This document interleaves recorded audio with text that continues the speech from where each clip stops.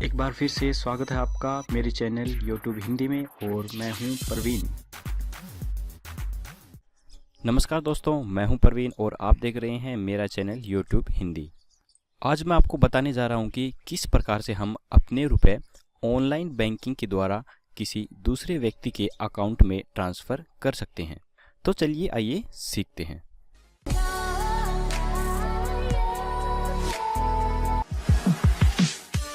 देखिए दोस्तों, होता क्या है कि ऑनलाइन बैंकिंग जब भी आप करवाते हैं किसी भी बैंक के द्वारा तो सभी के अंदर सेम प्रोसेस होता है।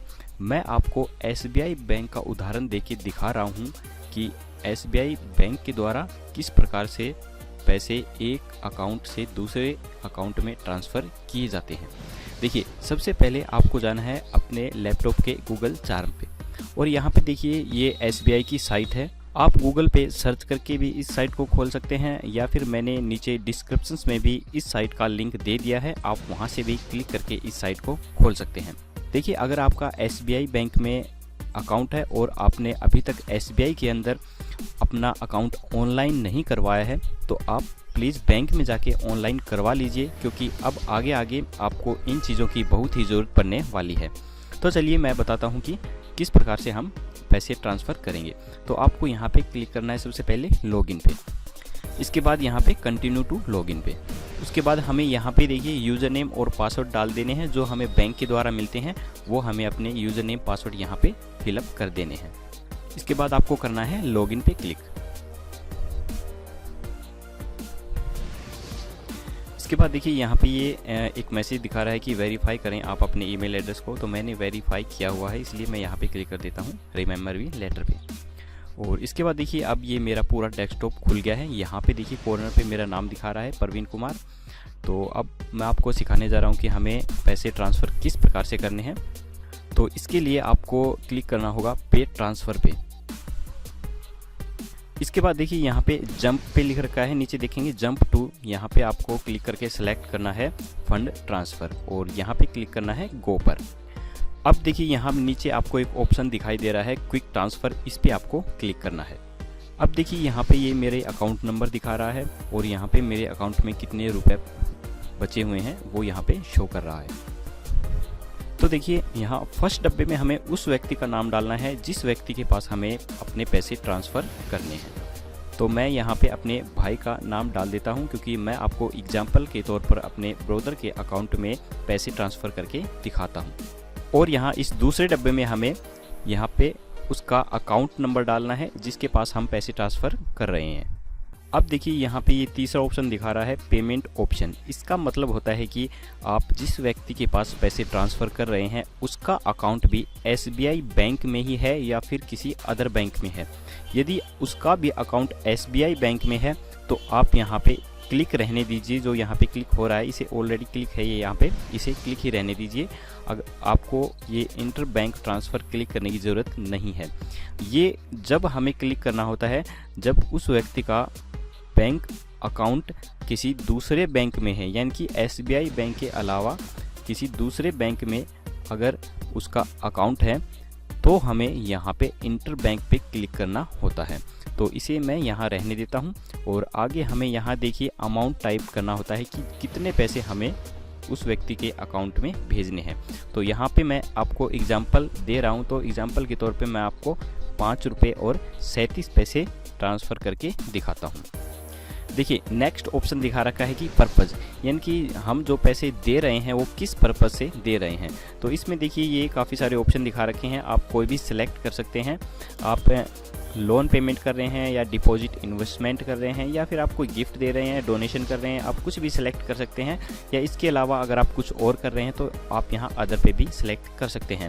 तो मैं फ़िलहाल इतने रुपए डिपॉजिट कर रहा हूँ उसके अकाउंट में, तो मैं यहाँ पे डिपॉजिट सेलेक्ट कर देता हूँ। आप कुछ भी सिलेक्ट कर सकते हैं, आपकी मर्ज़ी है।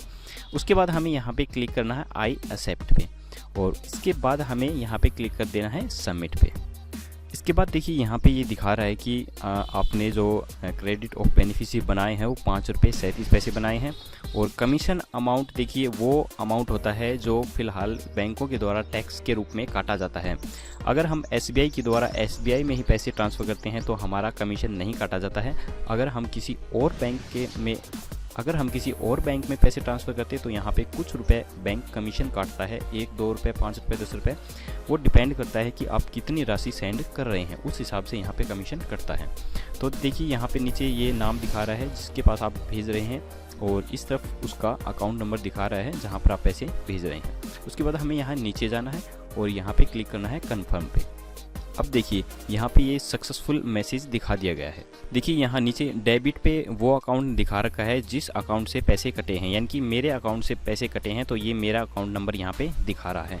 और कितने रुपए कटे हैं, यहाँ पे 5 रुपये 37 पैसे यहाँ पे काटे गए हैं। और किस अकाउंट के अंदर ये पैसे क्रेडिट हुए हैं, क्रेडिट का मतलब होते हैं किस अकाउंट में डाले गए हैं, तो ये वो अकाउंट नंबर दिखा रहा है। मेरे भाई का अकाउंट नंबर यहाँ पे शो कर रहा है कि इस अकाउंट में ये 5 रुपये 37 पैसे गए हैं। देखिए दोस्तों, यहाँ पे ये जो फर्दर रेफरेंस आईडी दिखा रखी है, ये सबसे इम्पोर्टेंट चीज़ होती है, क्योंकि इसी के द्वारा ये पैसे वहाँ पर ट्रांसफ़र हुए हैं जहाँ पे हमने सेंड किए हैं। तो इसे आप स्क्रीनशॉट लेके सेव करके भी रख सकते हैं।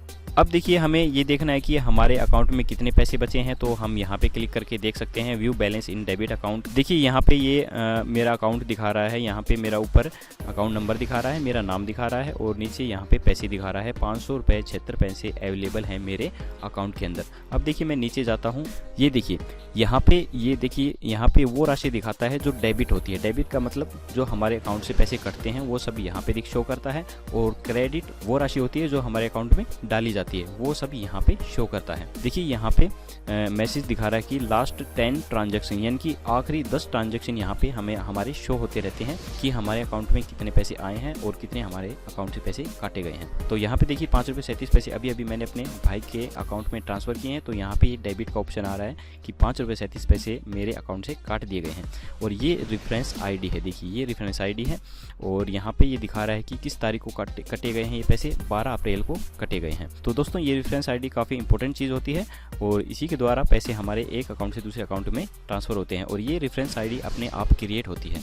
तो हम किसी को सबूत के तौर पे भी इस रेफरेंस आईडी को यूज़ कर सकते हैं कि ये देखिए इस रेफरेंस आईडी से मैंने आपके अकाउंट में पैसे ट्रांसफ़र किए हैं। तो दोस्तों चलिए अब मैं आपको दिखाता हूँ अपने भाई का अकाउंट लॉगिन करके कि जो पैसे मैंने उसके अकाउंट में ट्रांसफ़र किए थे वो उसके अकाउंट में गए हैं या फिर नहीं गए हैं। देखिए दोस्तों, इसमें कुछ टाइम भी लग सकता है। यदि आप SBI से SBI बैंक में ट्रांसफ़र करते हैं तो लगभग पैसे तुरंत चले जाते हैं, 5 या 10 मिनट के अंदर उस अकाउंट में पहुंच जाते हैं।